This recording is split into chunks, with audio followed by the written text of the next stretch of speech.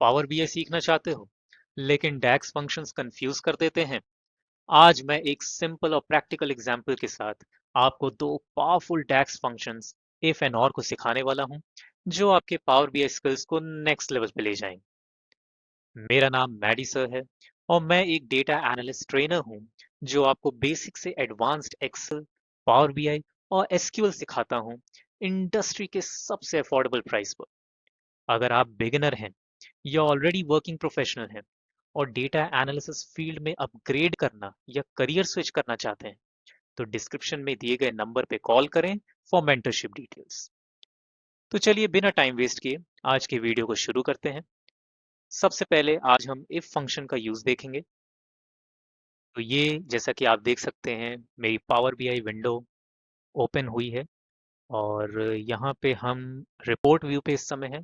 हमें table view पे आना है तो हम टेबल व्यू पे आ जाते हैं। ये मैं टेबल व्यू पे आ गया और यहाँ पे हम एक टेबल देख सकते हैं जो कि हमारी एम्प्लॉय डेटा सेट है। यहाँ पे हमारा एक एम्प्लॉय आईडी कॉलम है, एम्प्लॉय नेम है, डिपार्टमेंट है, सैलरी है और परफॉर्मेंस रेटिंग है। तो सबसे पहले हम इफ फंक्शन यहाँ पे लिखेंगे और हम एक कंडीशन लेते हैं कि अगर हमारी सैलरी 60,000 से ज़्यादा है तो हमें यहाँ पे एक कॉलम मिल जाए इस डेटा टेबल में सैलरी कैटेगरी के नाम से। चलिए मान लीजिए सैलरी कैटेगरी के नाम से। तो अगर सैलरी हमारी 60,000 से ज़्यादा है तो यहाँ पे हाई सैलरी आ जाए और अगर उससे कम है तो लो सैलरी आ जाए। तो चलिए इसको हम इफ फंक्शन से लगा के देखते हैं। तो सबसे पहले हम यहाँ पे ये आपको दिख रहा है न्यू कॉलम, हम यहाँ पे क्लिक करेंगे। मैंने जैसे ही देखिए न्यू कॉलम पे क्लिक किया, यहाँ पे कॉलम ऐड हो गया और यहाँ पे ये जो हमारा एरिया है कैलकुलेशन एरिया, यहाँ पे हम अपना इफ फंक्शन लगाएंगे। तो यहाँ पे कॉलम लिख कर आ रहा है, मैं इसको सैलरी कैटेगरी लिख देता हूँ यहाँ पे क्योंकि हमें सैलरी को कैटेगराइज करना है। तो मैं यहाँ पे सैलरी कैटेगरी लिखता हूँ, ठीक है। और यहाँ पे मैं एंटर दबाऊंगा और मैं यहाँ पे इफ फंक्शन लगाता हूँ। देखिए ये इफ फंक्शन आ गया यहाँ पे। अब ये देखिए क्या कह रहा है इफ फंक्शन।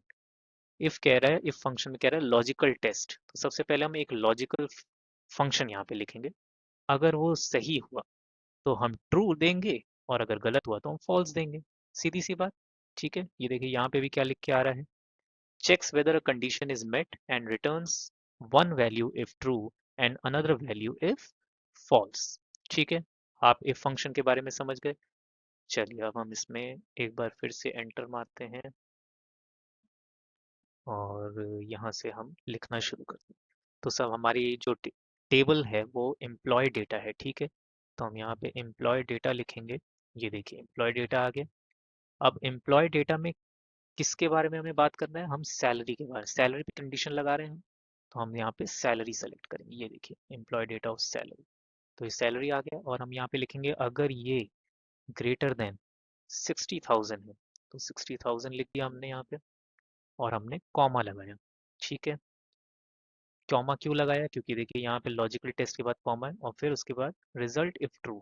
अगर ट्रू हुआ तो हम यहाँ पे क्या रिजल्ट देखना चाहते हैं, तो हम रिजल्ट देखना चाहते हैं कि भाई वहाँ पे लिख कर आ जाए हाई सैलरी और अगर फॉल्स हो तो लो सैलरी आ जाए लिख कर। तो हम फिर से यहाँ पे एंटर मारेंगे। यहाँ पे क्लिक किया, यहाँ पे क्लिक किया, हम यहाँ पे इन्वर्ट, क्योंकि हमें स्ट्रिंग इंसर्ट करना है तो स्ट्रिंग को हमेशा डबल कोट्स के अंदर लिखना है, ठीक है। तो हम यहाँ पे हाई सैलरी लिखेंगे। ये हमने हाई सैलरी लिख दिया और फिर कॉमा लगाया क्योंकि अब हमें रिजल्ट इफ फॉल्स लिखना है तो यहाँ पे हम लो सैलरी लिखेंगे। तो हमने फिर से एंटर मारा और हमने लिखा लो सैलरी। तो ये हमारा हो गया लो सैलरी और फिर उसके बाद हम ब्रैकेट्स ऑफ कर देंगे। तो हम फिर से एंटर मारेंगे और ये हमने ब्रैकेट ऑफ कर दिया। तो ये हमारा फंक्शन रेडी हो गया। अब हम क्या करेंगे, यहाँ पे ग्रीन पे कमिट कर देंगे इसको। तो हमने जैसे ही इसको कमिट किया, ये देखिए सैलरी कैटेगरी, देखिए हमारा कॉलम का नाम सैलरी कैटेगरी हो गया। और देखिए यहाँ पे देखिए, ये देखिए यहाँ पे ये जोसेफ बंदा है एम्प्लॉय नेम, इसका डिपार्टमेंट सेल्स है और इसकी सैलरी देखिए 60,000 से कम है। तो लो सैलरी आ गया। देखा आपने? देखा आपने? इसको मैं हटा देता हूँ यहाँ से, और ये देखिए, रॉबर्ट, इसकी सैलरी 60,000 से ज़्यादा है, तो हाई सैलरी आ गया। ठीक है, तो ऐसे ही high salary low salary, high salary low salary. ठीक है, ये फंक्शन आपको समझ में आ गया। आशा करता हूँ आपको ये फंक्शन समझ में आ गया हो। अब हम चलते हैं अपने और फंक्शन। तो अब और फंक्शन में हम क्या कर सकते हैं? चलिए हम एक सिनेरियो लेते हैं जिसमें कि हम ये मान के चलते हैं कि भाई ये जो एम्प्लॉयज़ हैं, इनको बोनस मिलना चाहिए। मतलब ये कौन से बोनस के लिए एलिजिबल हैं और कौन कौन एलिजिबल नहीं है। तो इसके लिए हम दो कंडीशंस लेते हैं, डिपार्टमेंट का लेते हैं इस बार, और लेते हैं सैलरी का। ठीक है, तो डिपार्टमेंट और सैलरी का लेते हैं। हम ये लेते हैं कि अगर, पहली कंडीशन लेते हैं कि अगर एम्प्लॉय की सैलरी 70,000 से ज़्यादा हो, या फिर एम्प्लॉय आईटी डिपार्टमेंट में हो। ठीक है, समझ गया? मतलब कि और में क्या है कि ये या तो ये, दिस और दिस। तो अगर एम्प्लॉय आईटी डिपार्टमेंट का है, तब भी वो बोनस के लिए एलिजिबल हो जाए। और या फिर अगर वो आईटी डिपार्टमेंट नहीं है, कोई और डिपार्टमेंट का है, लेकिन अगर उसकी सैलरी 70,000 से ज़्यादा है, तब भी वो एलिजिबल हो जाए। और अगर दोनों चीज़ नहीं है, मतलब कि कोई ऐसा बंदा है जैसे कि ये देखिए, जेन जेन जो है, जेन, इसका डिपार्टमेंट मार्केटिंग है, आईटी का डिपार्टमेंट का नहीं है, और सैलरी जो है वो भी 70,000 से कम है। तो या इसके लिए वो क्या है, इसके लिए वो एलिजिबल ना हो, ये बोनस के लिए एलिजिबल नहीं होगा employee। ठीक है, तो चलिए इसको इम्प्लीमेंट करके देखते हैं। फिर से वैसे ही करेंगे जैसे हमने इफ में किया था। न्यू कॉलम पर जाएंगे। जैसे ही न्यू कॉलम पे आ गए, देखिए एक नया कॉलम ऐड हो गया, और इसको हम नाम देते हैं अपना बोनस एलिजिबिलिटी का नाम देते हैं। ठीक है, तो यहाँ पे हम इसको बोनस एलिजिबिलिटी करते हैं नाम। ठीक है, ये हमने लिखा बोनस एलिजिबिलिटी।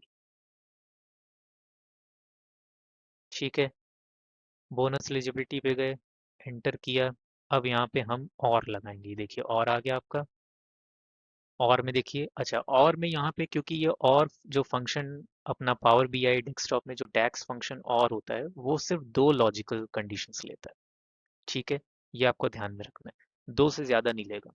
और इसका डिस्क्रिप्शन देखिए क्या कह रहा है, returns true if any of the arguments are true. यही मैंने कहा था कि अगर दोनों में से कोई एक भी सही हो जाता है तो ट्रू, और फॉल्स देगा अगर सारे आर्ग्यूमेंट्स फॉल्स हो जाते हैं। यही मैंने समझाया था। ठीक है, तो आगे बढ़ते हैं। और में एंटर लगाते हैं, और यहाँ पे लिखते हैं कि भाई अगर एम्प्लॉय, जो कि हमारा एम्प्लॉय डेटा है टेबल का नाम, अगर डिपार्टमेंट, पहले हम डिपार्टमेंट की बात करते हैं, तो अगर एम्प्लॉय डेटा ऑफ डिपार्टमेंट अगर ये इक्वल टू, अब यहाँ पे हमें आईटी देना है, तो आईटी एक स्ट्रिंग वैल्यू, तो डबल कोट्स के अंदर देंगे। तो आईटी लिख दिया यहाँ पे, अगर ये इक्वल टू आईटी है, कॉमा, दूसरी कंडीशन देंगे। दूसरी कंडीशन क्या है साहब हमारी? दूसरी कंडीशन है कि यही एम्प्लॉय डेटा